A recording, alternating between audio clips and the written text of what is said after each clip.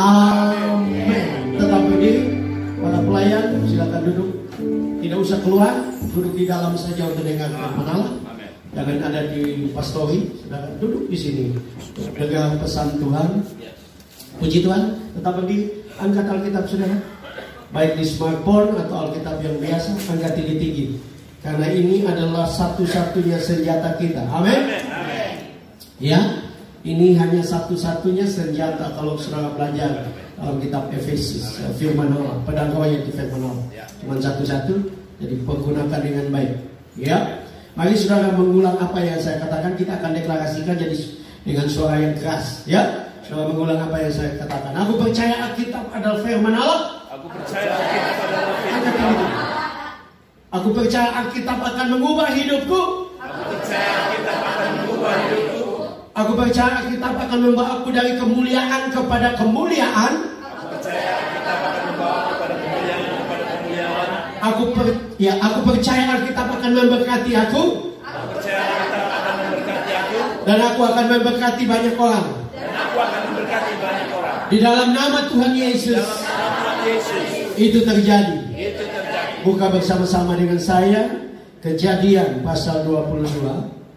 Kitab Kejadian pasal yang ke-22 ayat yang ke-16 sampai ayat yang ke-18. Kejadian pasal 22 ayat yang ke-16 sampai ayat yang ke-18. Kalau saudara sudah dapat, katakan luar biasa. Luar biasa. Kita baca bersama-sama 3, 2, 1. Katanya, aku bersumpah demi diriku sendiri, demikianlah firman Tuhan, karena engkau telah berbuat demikian, dan engkau tidak segan-segan untuk menyerahkan anakmu yang tunggal kepadaku, maka aku akan memberkati engkau berlimpah-limpah, dan membuat keturunanmu sangat banyak, seperti bintang di langit dan seperti pasir di tepi laut. Dan keturunanmu itu akan menduduki kota-kota musuhnya. Oleh keturunanmu lah semua bangsa di bumi akan mendapat berkat, karena engkau mendengarkan firman-Ku. Amin. Silakan duduk kembali Bapak Ibu saudara-saudara. Puji Tuhan, saya bersyukur kepada Tuhan buat pagi ini saya boleh ada di tempat ini untuk menyampaikan firman Allah. Bapak Ibu saudara-saudara, saya berterima kasih kepada Bapak Gembala yang sudah mempercayakan saya untuk melayani. Boleh saya pakai kalau ada baik atau lebih baik ini? Iya, lebih enak. Oh gitu. Iya. Puji Tuhan, ya. Terima kasih Pak Gembala buat pengurus atau majelis gereja yang ada. Puji Tuhan untuk saya diberi kesempatan menyampaikan firman Allah. Nama saya Pendeta Franz John Mesak. Saya tidak berasal dari luar negeri, Bapak Ibu saudara. Saya dari Oebelo, ya. Saudara tahu Oebelo? Karena saya cuma cari di peta Oebelo, tidak ada di peta. Ya.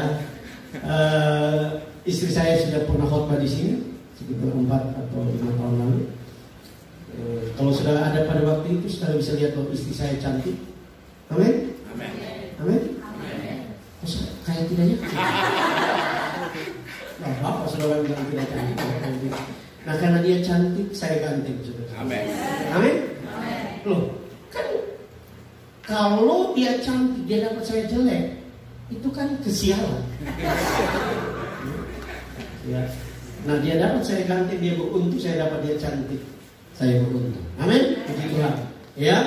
Nah, Bapak Ibu saudara-saudara, saya pagi ini ingin berkhotbah dengan judul tujuan Tuhan yang besar bagi hidupmu. Bilang teman di sebelah, Tuhan punya tujuan yang besar. Kamu punya tujuan besar. Karena banyak orang tidak tahu dia punya tujuan hidup apa. Ya, yang repotnya dia sendiri tidak tahu Tuhan punya tujuan bagi hidup. Ada ungkapan yang baik berkata, tragedi terbesar dalam hidup adalah tidak tahu tujuan hidup. Saudara hanya sekedar hidup, ini berbahaya.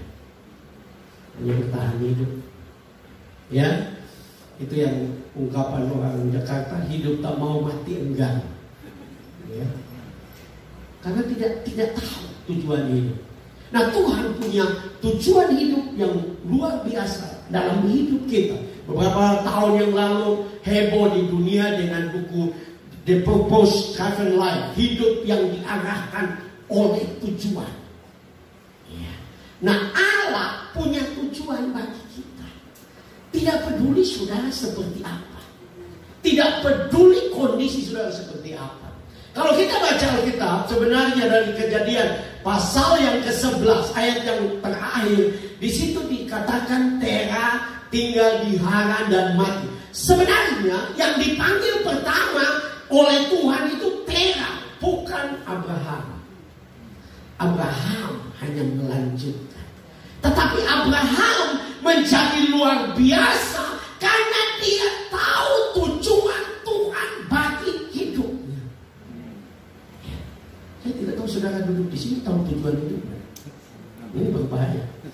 Udah jadi orang Kristen sendiri tidak tahu. Nggak tahu hidup ini untuk apa. Ya. Karena itu penting, saudara. Mengetahui tujuan hidup membuat hidup kita menjadi berarti, membuat hidup kita menjadi luar biasa. Karena kalau kita tahu tujuan hidup, apapun keadaan kita, apapun situasi kita, Tuhan dapat mengubah, Tuhan dapat menolong kita untuk kita mencapai yang terbaik dalam hidup kita. Amin. Ya, saya tidak perlu cerita orang lain. Saya tidak hebat juga. Cuma saya cerita diri saya sendiri. Saya lahir di Oebelo. Saya anak terakhir dari 8 bersaudara. Saya lahir Bapak Ibu Saudara-saudara dengan sebenarnya kondisi yang memprihatinkan karena orang tua saya miskin. Ya, orang tua saya miskin. Sekolah pun tidak bisa orang tua biayai. Ya, yang lebih repot waktu saya mulai remaja, saya memperhatikan diri saya. Yang pertama, saudara-saudara, adalah saya pendek. Ya. Jadi saudara lihat, saya sudah 52 tahun tetap pendek.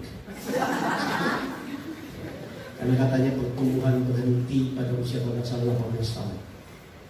Ya, saya pendek. Itu sebabnya saudara lihat rambut saya berdiri. Ini tidak ada maksud yang jahat. Ini menghibur diri supaya kelihatan tinggi. Ada banyak faktor. Rambut juga sudah mulai sedikit, 50, jadi mulai keluar rambut. Ya. Tapi yang lebih repot adalah saya, karena laki-laki saya bukan selalu ya, saya kena stent. Akibat dari stent itu adalah saya beringus. Saya tidak malu untuk cerita masalah saya. Saya dikenal di kampung sebagai Mbak Ingus. Ini apa itu dulu. Sekarang ada tapi sedikit-sedikit. Ya. Tapi dulu kalau saya saya biasanya kan orang hujan dulu, karena hujan Bapak Ingus. Kita memusim hujan, ingus, panas, hujan. Saya tidak musim mangga, ingus. Kita orang Indonesia ini hebat. Orang Barat hanya ada 4 musim. Kita ada musim ingus, musim babato, musim banyakil, banyak musim mangga, musim kadondong. Indonesia ini hebat. Jadi saya dulu ingus. Jadi saya rendah diri, sangat rendah diri. Sudah begitu, waktu saya mulai remaja ada masalah adalah saya sadar waktu saya sekolah, saya tidak bisa bilang R. Itu sudah latihan 52 tahun. Saya kedengaran ada R. Tapi dulu tidak kedengar. Sehingga waktu saya sekolah, guru bilang, anak-anak yang tidak bisa bilang R, coba mulai melatih diri dengan kalimat ini. Ulang lagi lurus, ulang lagi lurus, ulang lagi lurus. Saya ulang-ulang, saya tetap tidak bisa bilang R. Waktu Tuhan panggil saya bilang, Tuhan, kenapa kalau mau jadikan saya pendeta tidak bisa bilang R? Jadi dulu kalau masih remaja mulai suka-suka cewek, kenalan, mau bicara nama saya Frans, ada R. Saya agak pintar, jadi saya biasa diminta itu baca pelajaran teman-teman, jadi saya baca. Cuman kalau tidak ada R saya kuat, kalau ada R saya pelan. Tapi saya lihat Tuhan itu luar biasa. Dulu Kalau orang bilang saya tidak bisa bilang, saya langsung pucat telinga dulu. Satu kali saya khotbah di gereja dari Pak Mulyanto, Antonius Mulyanto, pernah menjadi sekretaris PPP. Dan setelah saya khotbah, saya ingat ada seorang ibu khotbah di situ, ya, di jemaat itu. Waktu selesai, saya dipegang tangan saya dan dia berkata, "Bang, pernah saya dengan pendeta khotbah dan tidak bisa bilang Kalau dulu biasa saya langsung pucat, tapi hari itu saya bangga. Saya bilang, Tuhan terima kasih karena Engkau mempercayakan pelayanan ini kepada saya. Ya, itu anugerah. Tuhan punya rencana yang besar bagi hidup saudara. Seringkali kan kita lihat hidup ini, aduh Tuhan ini sayang saya, tapi kenapa begini? Kok banyak kekurangan, banyak masalah. Enggak, Dia sedang menyiapkan engkau supaya engkau menyadari bahwa Dia adalah Allah yang besar. Dia punya tujuan yang besar. Dia punya tujuan yang melampaui apa yang engkau pikirkan. Yang Dia mau engkau sadar bahwa engkau spesial. Engkau spesial di hadapan Dia. Engkau dibentuk khusus. Engkau adalah mahakarya Tuhan yang ada maksud Tuhan yang besar. Ya. Kalau engkau tahu itu, hidupmu akan menjadi berbeda. Amin. Hidupmu menjadi luar biasa. Ya, saya bersyukur kepada Tuhan, saya mengerti itu. Paulus bilang Tuhan tidak mengubah segala sesuatu dalam hidup kita, tapi Dia membuat kita lupa. Jadi seringkali saya khotbah, saya sudah lupa, tidak bisa bilang ya. Saya khotbah teriak-teriak, karena sudah lupa. Tuhan mengubah hidup kita, karena Dia mau pakai hidup kita untuk jadi berkat. Ya, bukan saya saja sebagai pendeta, bukan saja Bapak Gembala, semua jemaat Tuhan punya maksud supaya engkau jadi berkat. Amen. Karena bagi Tuhan tidak ada yang mustahil. Yang penting kita percaya kepada Dia, kita sungguh-sungguh kepada Dia, maka kita akan melihat sesuatu yang besar terjadi di atas kehidupan kita. Ada dua hal yang kita bisa belajar. Tujuan Tuhan yang besar bagi kehidupan kita. Yang pertama di situ dalam ayat yang ke-16 dikatakan, aku bersumpah memberkati engkau berlimpah-limpah. Jadi tujuan Tuhan yang pertama buat saya dan saudara adalah Tuhan ingin berkati engkau berlimpah-limpah. Amin. Banyak yang tidak percaya, sudah tidak amin. Amin. Amin. Ya. Ini yang bilang saya atau firman Tuhan? Semua penafsir setuju bahwa kalau kata malaikat dengan huruf besar itu adalah Yesus yang muncul di dunia dalam bentuk malaikat sebelum Dia menjelma, inkarnasi menjadi manusia. Ini Yesus, itu sebabnya Dia berkata memberkati. Kan hanya Allah yang bisa memberkati. Kalau saudara lihat terus ayatnya. Tapi ini luar biasa. Ya, Alkitab mengatakan bahwa orang bersumpah kepada orang yang lebih besar. Tapi ini Dia bersumpah kepada dirinya sendiri bahwa Dia akan memberkati Abraham berlimpah-limpah. Wow. Terus yang kau berkata, Bapak Pendeta, tapi kan Abraham punya keturunan orang Yahudi. Terus saya orang hotel. Saya banyak baca artikel, seringkali muncul. Saya tidak tahu, memang bisa saja, tetapi bagaimana hubungannya? Katanya orang hotel itu keturunan Yahudi. Ya? Nah, istilah di sini kotak hotel. Jadi ada teman saya, dia cerdik sekali. Jadi satu waktu kami kuliah di Malang, main volley, jadi yang main volley dia ada tiang. Bukan main volley, main bola kaki tapi ada tiang volley di tengah-tengah lapangan. Itu bukan lapangan bola kaki khusus, lapangan volley yang kita jadikan lapangan bola. Jadi dia lari kejar bola, dia hantam kepalanya di ikat semacam cincin untuk ikat net. Jadi darahnya keluar. Jadi teman saya bilang, bagus ini. Dia potong-potong suka keluar. Tapi masih sisa kotak hotel. Tapi saudara, Paulus berkata bahwa kita semua yang percaya dan memiliki iman Abraham. Kita adalah keturunan Abraham. Karena kalau saudara baca kan, Abraham adalah bapa dari segala bangsa. Dari saudara orang Rote, Abraham adalah bapamu. Saudara orang Timur, Abraham adalah bapamu. Saudara orang Chinese, Abraham adalah bapamu. Karena dia bapa. Dan apa yang menjadi janji Tuhan, memberkati dengan berlimpah-limpah, itu pasti terjadi kalau engkau punya iman seperti Abraham. Sedikit lagi yang amin.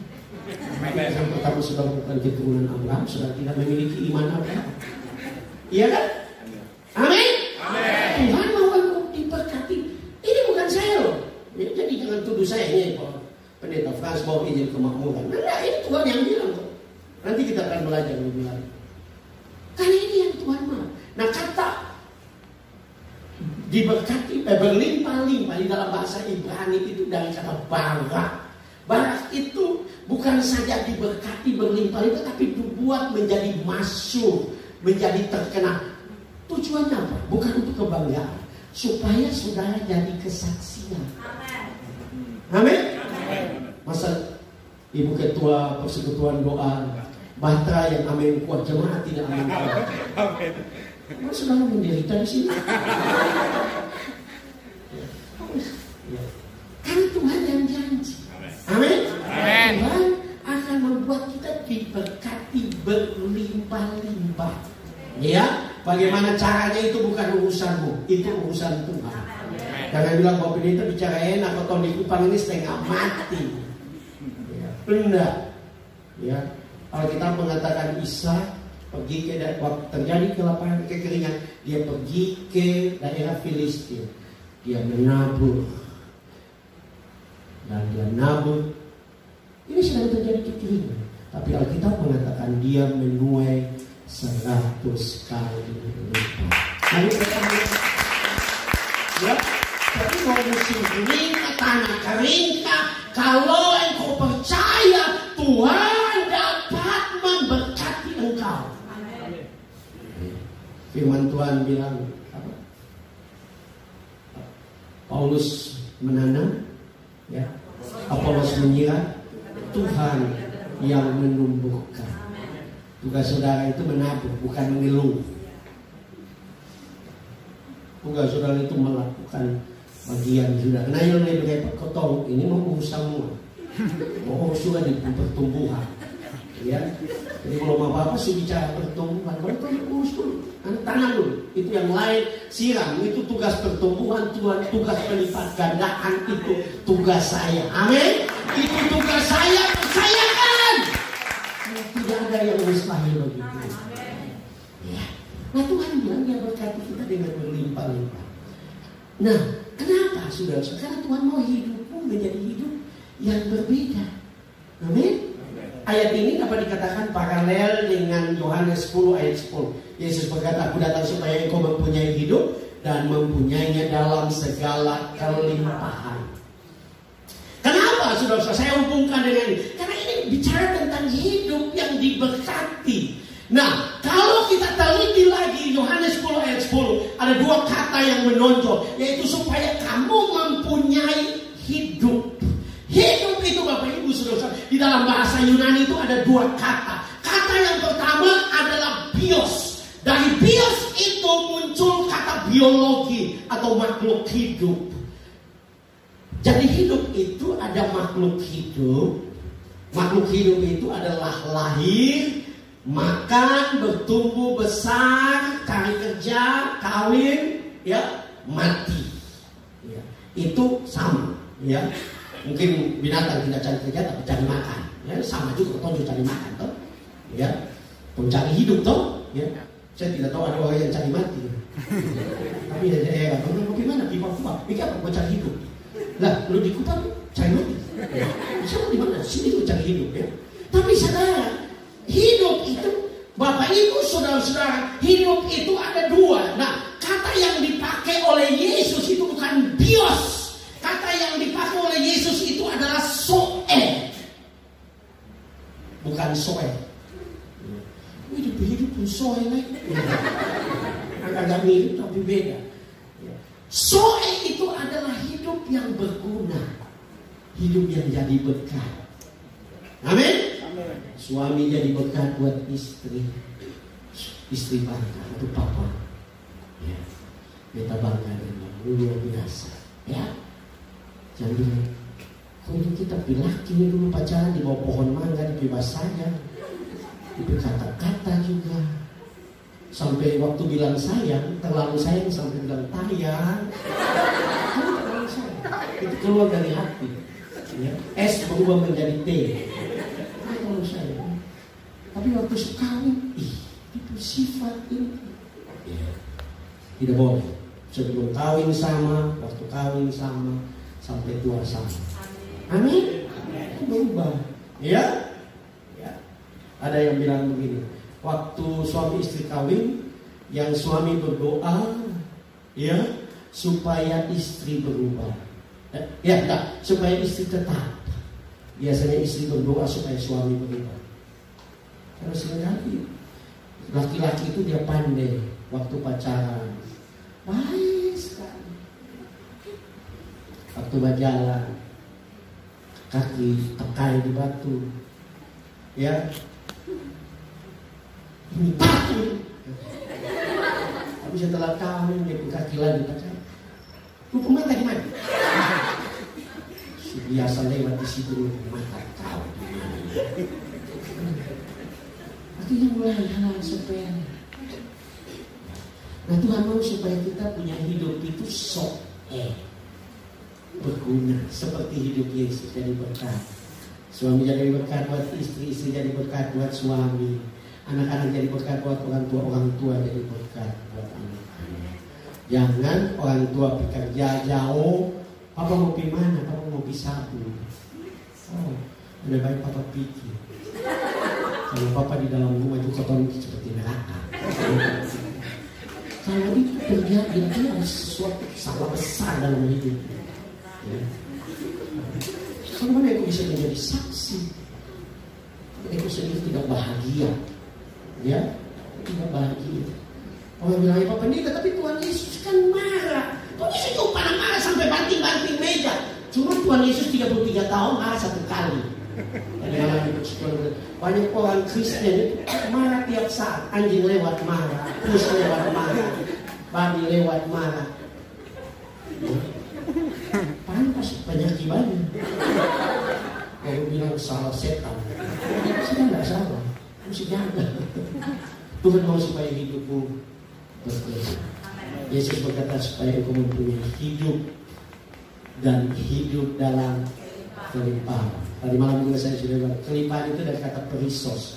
Perisos itu bukan rohani. Banyak orang bilang itu Yesus itu masuk kelimpahan rohani. Sudah tadi malam saya bilang kata yang sama yang dipakai oleh anak itu di rumah, anak yang terhilang itu, anak bungsu itu, di rumah bapakku banyak makanan berlimpah-limpah. Kata itu yang sama dipakai.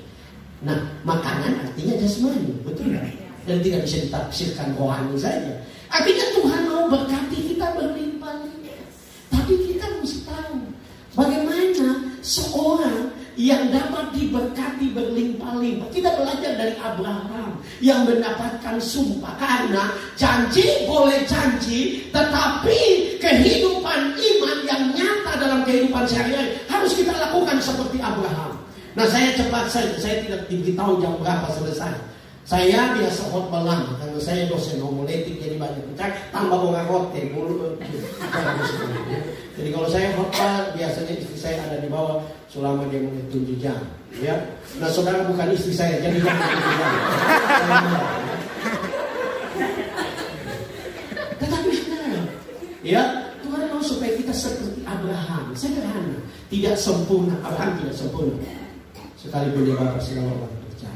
Dia pernah gagal, dia pernah ambil Hagar jadi istri. Itu membuat menjadi masalah sampai sekarang. Kau bakal lain dengan orang-orang Islam itu gara-gara Abraham ini, ya. Betul tak? Ini betul kan? Itu keturunan yang sebelah itu yang seperti keledai dia. Itu firman Tuhan. Nah, kembali sudah.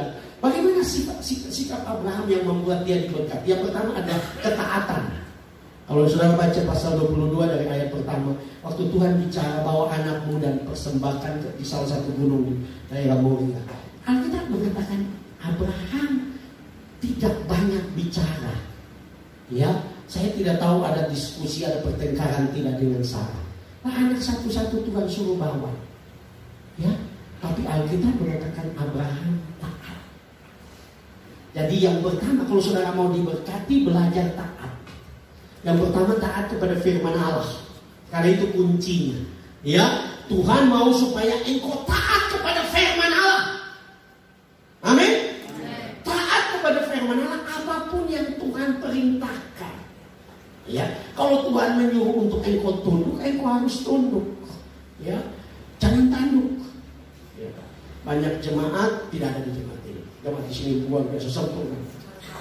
Amin. Ya, saya tidak diberitahu Pak Gembala, jadi jangan bilang ini pasti berdua teman sekolah di sakti jadi harus tahu kapan. Tapi saya mau bicara, taat itu bicara taat juga kepada pemimpin, kepada gembala. Ya. Kan tubuh Kristus itu kan ada kepala itu Yesus. Nah, kalau gambarkan mungkin gembala itu lehernya, ya. Itu saudara tangan, suka memberi buat pekerjaan. Nah, puji Tuhan, itu tangan. Nah, repotnya tangan mau jadi leher. Untuk gembala, ya. Oh, gembala kita sumbang Pak gembala mesti bikin begini, ya. Loh, saudara ada wilayah yang menjadi bagian saudara. Tapi wilayah altar itu wilayah pendeta. Amin. Jangan pendeta lama. Lama lagi. Ini sudah salah ya. Tapi apa 1 jam lebih itu bukan urusan. Ya. Jadi saya mau lama itu jangan urus. Karena hari ini saya tuhan. Jadi layan jangan supaya engkau diberkati. Karena engkau ada menjadi kau cuma tangan bayangkan tangannya di leher. Ya, itu yang orang juga bilang kaki jadi kepala jadi kaki. Kacau banget kan? Ya. Gereja juga kalau tidak jelas kepala mana kaki mana, kacau. Nah, belajar taat. Abraham taat apapun kondisi. Bayangkan anak Ismail sudah diusir, tinggal anak satu-satu Tuhan suruh bawa persembahan. Ini kan susah. Kalau saudara anak 10, Tuhan belum minta justru harus kasih. Sama dari Pak Papua. Saya pernah sampai di Wamena KKM dan seminar di sana sampai 20 ngop itu. Karena di Wamena itu bahkan ada lapangan. Kalau saya pernah sampai ada lapangan khusus untuk perang. Jadi ada musim perang. Jadi bukan hanya musim babatok, musim ini, musim perang juga di Wamena.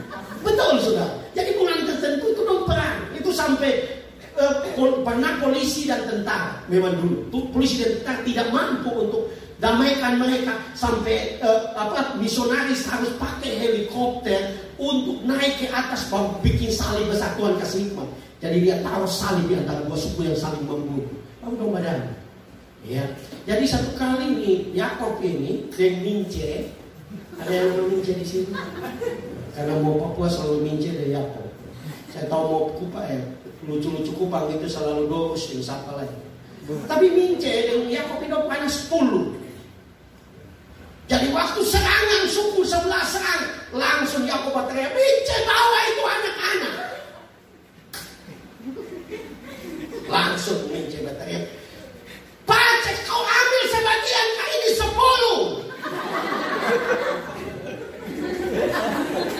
Yakob langsung berteriak, pilih yang bagus-bagus. Nah, kalau anak 10 boleh. Oh, ini anak 1 Tuhan suruh kasih. Tapi yang taat. Ya, yang luar biasa anaknya juga taat. Kalau papa taat, anak taat. Kalau kita mengatakan waktu mereka naik ke atas gunung, Ishak bertanya, Papa, di sini sudah ada kayu dan api, di mana ke anak lomba? Dia berkata bahwa Tuhan menyediakan. Dia banyak taat. Taat sekalipun tidak enak. Bahkan kalau saudara belajar Alkitab, luar biasa Abraham taat sampai dia menemukan nama baru dari Allah. Saudara, Yehova Jireh, Allah yang menyediakan itu, kata itu, nama Allah itu diciptakan oleh Abraham. Kalau engkau sungguh-sungguh dengan Tuhan, taat. Hal-hal yang baru Tuhan tahu. Sesuatu yang luar biasa Tuhan tahu. Abraham menemukan bahwa Allah itu Allah yang menyediakan. Apapun terjadi, dia tidak mengeluh. Ya. Saudara mau jadi orang muda yang diberkati, taat di gereja secara khusus, taat dengan orang tua, taat di sekolah. Jadi taat, lakukan yang terbaik. Karena waktu engkau taat, Allah dia dari surga ketaatan. Ya, itu yang menjadi luar biasa. Kenapa Tuhan sampai bersumpah? Karena saya coba untuk menafsirkan, di dalam maha taunya Tuhan 1000 tahun akan datang, Tuhan tahu bahwa Dia akan menyerahkan anaknya yang tunggal seperti Abraham. Jadi waktu Allah lihat Abraham, hati Allah senang. Karena ada manusia yang punya sifat sama dengan Allah. Yang kedua, saudara, adalah kalau saudara mau diberkati berlimpah-limpah, selalu bersikap positif. Saudara, kita semua hidup di dunia yang berdosa. Semua akan tidak berjalan sesuai dengan apa yang kita pikir, kita rencanakan. Jangan negatif. Sebenarnya Abraham bisa negatif. Dia bisa protes dengan Tuhan. Tuhan, Engkau yang kasih sayang anak ini, sekarang Engkau minta. Tuhan bagaimana? Dan saudara tahu bahwa budaya pada zaman itu politisme, penyembah banyak dewa. Salah satu penyembahan politisme adalah mempersembahkan anak tunggal kepada dewa. Jadi Abraham bisa protes, dia bilang, Tuhan, jangan main-main, jangan-jangan ini bukan Tuhan. Tapi Abraham positif. Ibrani 11 ayat 19 berkata, karena Abraham yakin sekalipun Ishak mati, Tuhan mampu membangkitkan. Kalau saudara jadi anak Tuhan yang positif, masalah bukan akhir. Selalu melihat di balik masalah ada mujizat Tuhan. Di balik masalah ada sesuatu yang besar. Di balik masalah ada kedahsyatan Tuhan. Di balik masalah ada pertolongan Tuhan. Karena itu engkau percaya dan terus percaya bahwa Dia adalah Allah yang baik. Kenapa Ayub diberkati 2 kali lipat di dalam pasal terakhir? Ada ayat yang di dalam terjemahan Indonesia tidak, saya lupa. Tapi ada ayat yang di dalam terjemahan yang lain, ya, itu dikatakan Ayub berkata, sekalipun engkau membunuh aku tetap percaya kepada engkau. Bayangkan, memang dia sudah habis anak-anak, sudah habis harta benda, kesehatan sudah habis. Orang begitu gampang untuk mengeluh. Tapi Ayub tidak. Kalau kita mengatakan dia tidak berdosa sedikit. Karena dia tahu. Itu sebabnya Ayub 42 ayat 2 mengatakan, Abraham berkata, aku tahu engkau sanggup melakukan segala sesuatu dan tidak ada rencana yang gagal. Sudah kebutuhan gagal dalam hidup? Enggak. Itu hanya lewat saja. Bahkan ada maksud yang lebih besar.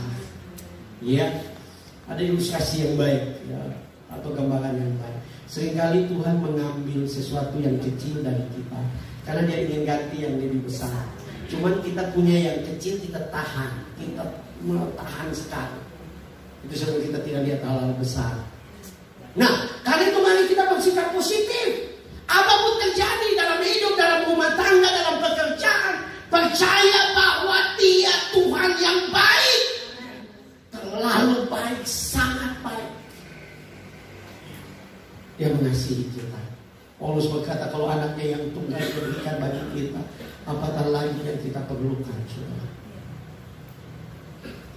Tuhan sangat baik. Yang ketiga, saudara, untuk menjadi orang yang diberkati berlimpah-limpah seperti Abraham adalah memiliki hati yang suka memberi. Ya. Para ahli ilmu jiwa berkata, orang yang suka memberi tidak pernah sakit jiwa. Nah, sakit jiwa itu ada beberapa tingkatan. Jadi kalau kikir, skakar, itu sebenarnya sakit jiwa. Ada ego yang berlebihan. Nah, Abraham suka untuk memberi. Amin. Tadi saya sudah bilang, Allah melihat 1000 tahun yang akan datang, Dia sendiri menyerahkan anak. Dan Dia kagum dengan Abraham. Wow, orangnya luar biasa. Orang seperti ini, saya bersumpah untuk memberkati dia berlimpah-limpah. Jangan tunggu diberkati berlimpah baru memberi. Belajar memberi. Waktu Tuhan melihat engkau suka memberi, Dia akan mulai memberkati engkau. Tuhan berkati itu gampang. Ya, gampang. Saya mengatakan, karena saya alami itu. Ya, saya ingin cerita saudara, waktu saya di Manado, ya, waktu pindah 2004 dari Jawa, dari Sakti ke Manado, ya, waktu sampai kami kontrak rumah, ya, kami memang kontrak sana sini maksudnya. Kontrak rumah, tiap tahun bergumul dengan biaya kontrak. Satu waktu saya bilang istri dan anak-anak, mari kita ambil doa puasa minta rumah. Ya, saudara, waktu berdoa buat rumah, jujur, rumah kan tidak ada yang 1-2 juta. Ya, kami bergumul, tapi Tuhan dari mana? Ya, saya bukan gembala di Manado, saya dosen dan juga staf pengembalaan. Jadi waktu itu pikir, siapa sih yang bisa tolong? Tapi singkat cerita saudara, kami mulai doa puasa 1 tahun. Secara logika sepertinya tidak mungkin. Di kota Manado mau masalah, ya, kota itu maju sekali. Ya, saya baru baca artikel muncul di internet. Ya, mall terpanjang di Indonesia itu ada di Manado, karena sekitar hampir 3 km itu semua mall, saudara. Jadi kalau pergi ke mall, saudara tidak bisa jalan semua karena 3 kilo. Kota itu maju. Dan kami mulai bergumul, doa puasa 1 tahun. Tapi saya ingin bersaksi kepada saudara, tidak ada yang mustahil bagi kami. Kami tidak punya uang 1 sen, tapi 2007 kami masuk 1 rumah, 3 kamar, rumah bagus sekali bagi kami. Dan ada teman pendeta, karena nggak tahu di sini, tapi di Maluku Utara dan di Papua itu banyak orang pendeta berebutan jadi anggota dewan. Karena katanya kalau jadi pendeta susah. Jadi ada pendeta dari Papua, dia datang, dia masuk ke rumah saya, dia duduk dan dia bilang, Pak Frans, rumah ini seperti rumah anggota dewan. Jadi stop, ini rumah pendeta. Karena orang selalu berpikir yang diberkati itu cuma anggota dewan, pengusaha. Engkau diberkati, yang berkati Tuhan kok. Yang penting engkau kerja baik, engkau punya iman yang besar, engkau percaya Dia yang berjanji memberkati. Mari kita mau diberkati, tapi selalu lihat dulu diri kita. Sudah tahu yang tolong saya untuk punya rumah itu bukan jemaat, bukan orang Pentakosta, orang Katolik. Tapi kalau Tuhan mau berkati, Tuhan menemukan iman, ketaatan, hati yang mengasihi Dia, Tuhan bisa pakai siapapun. Amin. Kalau dia Tuhan bisa pakai burung gagak untuk pelihara, pada itu burung paling rakus. Apalagi yang baik. Artinya Tuhan mampu. Mulailah punya konsep bahwa Tuhan adalah Tuhan yang mau memberkati saya. Bilang bersama-sama dengan saya, Tuhan adalah Tuhan yang mau memberkati saya. Amin. Ya, Dia mau membuat kehidupanmu menjadi kehidupan yang luar biasa. Supaya apa? Supaya engkau jadi berkat. Ya, supaya kehidupanmu jadi berkat. Nah, kita lihat, kalau kita kembali kepada janji Tuhan, apakah Tuhan menggenapi itu? Dan Tuhan buktikan itu kepada bangsa Israel. Betul? Sekarang bangsa Israel adalah bangsa yang diberkati oleh Tuhan. Ya, orang Yahudi di dunia itu ada sekitar 2 atau 3 juta. Tapi tahukah saudara, mereka orang Yahudi menguasai 60% dari kekayaan dunia. Cuma 2 atau 3 juta. Ya, di orang Yahudi itu orang-orang yang diberkati Tuhan dengan kepintaran. Di Israel itu 7 orang yang berjalan, salah satunya profesor. Artinya perbandingannya 7 ada 1 profesor. Kalau di Indonesia 7 jalan 1 buta huruf. Bagaimana mau maju kalau Tuhan berkati mereka, bangsa yang diberkati. Ya, kalau orang pernah pergi ke Holy Land, orang akan lihat, orang berkata waktu turun di Mesir, tandus kemiskinan begitu nyata. Lewati mana? Yordania, Palestina, miskin, kering. Tapi waktu masuk gerbang Israel, hijau. Perbedaannya bagaikan langit dan bumi. Padahal satu daratan. Karena janji Tuhan. Tuhan yang berjanji itu ya dan amin. Kalau engkau percaya, engkau diberkati. Dan orang Israel percaya.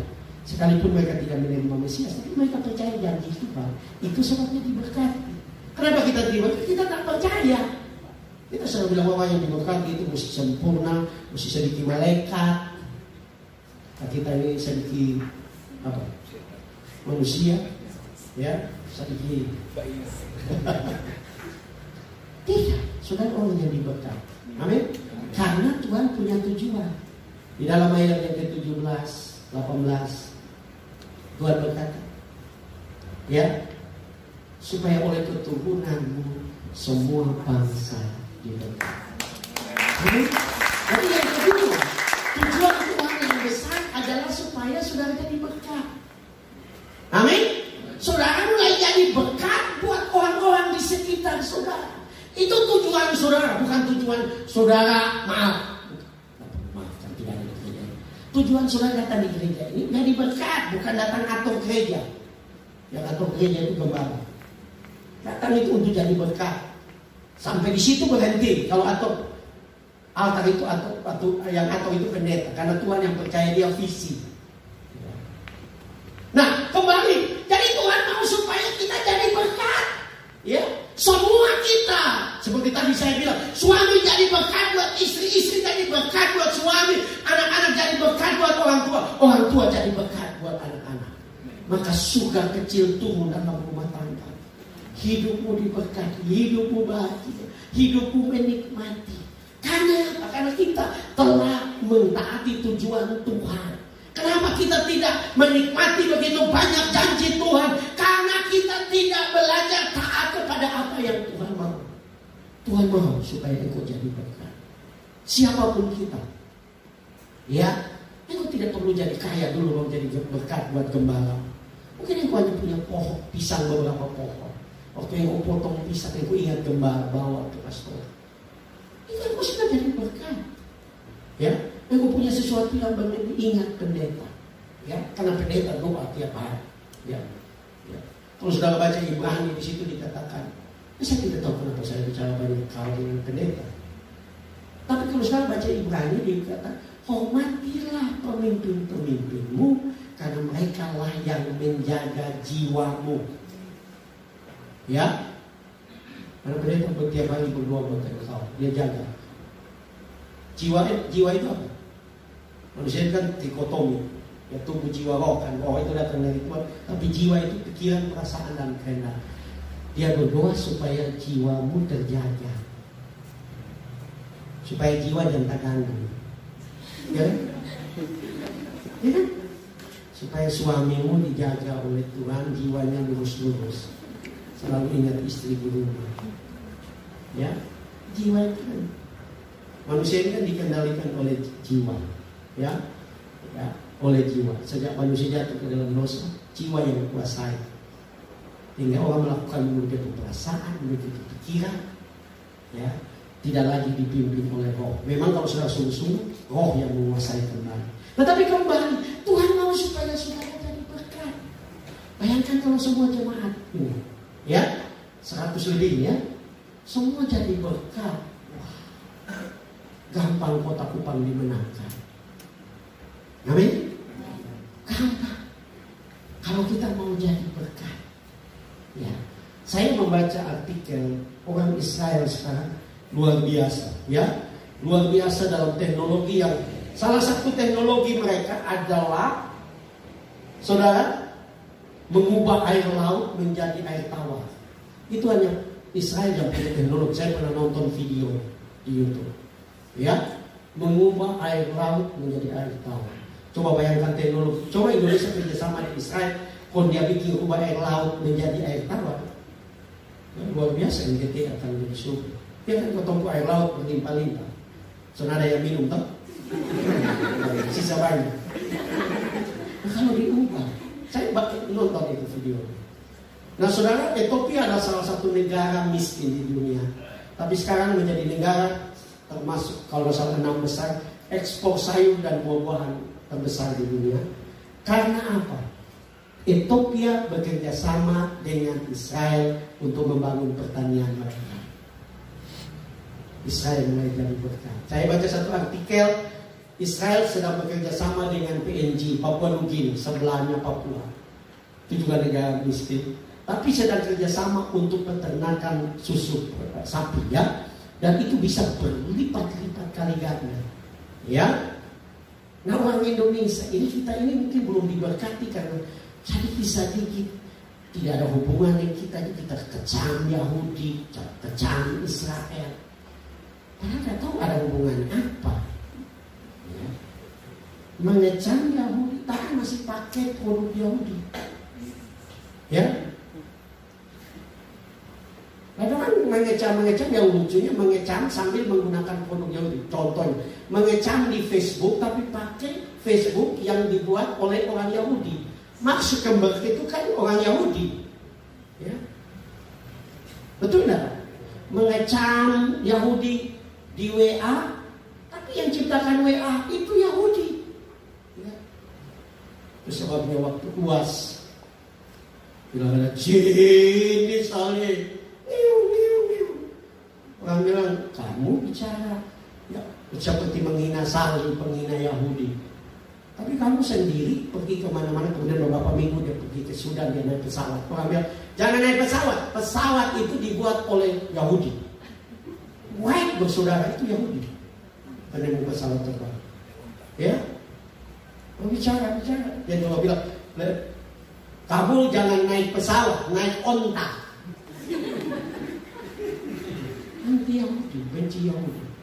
Orang Yahudi yang membuat banyak hal yang kita nikmati. Mereka jadi berkat. Ya, banyak teknologi itu ditemukan oleh Yahudi. Ya, saudara-saudara, orang yang dianggap hebatlah adalah penerima hadiah Nobel. Itu lebih dari 50% itu orang Yahudi. Bayangkan, mereka hanya sekitar 2 atau 3 juta orang. Tapi hebat. Kenapa? Karena janji Tuhan. Nah, artinya kita perlu, kalau saudara mau jadi berkat, mau diberkati, mau jadi berkat, tidak ada cara lain. Percaya kepada janji firman Tuhan. Percaya bahwa dia Allah yang baik. Percaya bahwa dia merancangkan masa depan yang hilang gemilang. Dia merancangkan masa depan yang penuh harapan bagi kita. Percaya bahwa dia ingin berkati saudara. Tidak peduli keadaan. Supaya apa? Supaya kita jadi berkat. Amin. Karena kalau saudara percaya, janji Tuhan ini buat saudara. Supaya saudara jadi berkat. Ya, saudara tahu bahwa Gallup, satu badan survei di dunia yang terkenal, melakukan survei secara khusus buat para miliarder di Amerika. Mereka menemukan bahwa semua orang kaya miliarder di Amerika itu kebanyakan orang tuanya takut akan Tuhan. Itu penelitian Gallup. Jadi sekalipun mungkin sekarang dia ateis, tapi dia diberkati oleh karena dia punya orang tua itu dulu takut akan Tuhan, percaya kepada firman Tuhan. Firman Tuhan digenapi. Saudara mau saudara diberkati? Amin. Anak-anakmu diberkati. Takut akan Tuhan. Kau jadi berkat. Karena bagi Tuhan tidak ada yang mustahil. Datang kepada dia dengan iman. Datang dalam gereja dengan sungguh-sungguh. Datang beribadah. Apapun masalahmu, datang dan percaya dia Tuhan yang baik. Maka dia akan berkati engkau. Dia akan buat engkau menjadi luar biasa. Karena tidak ada yang mustahil bagi Tuhan. Tuhan kita adalah Tuhan yang biasa. Tuhan yang luar biasa.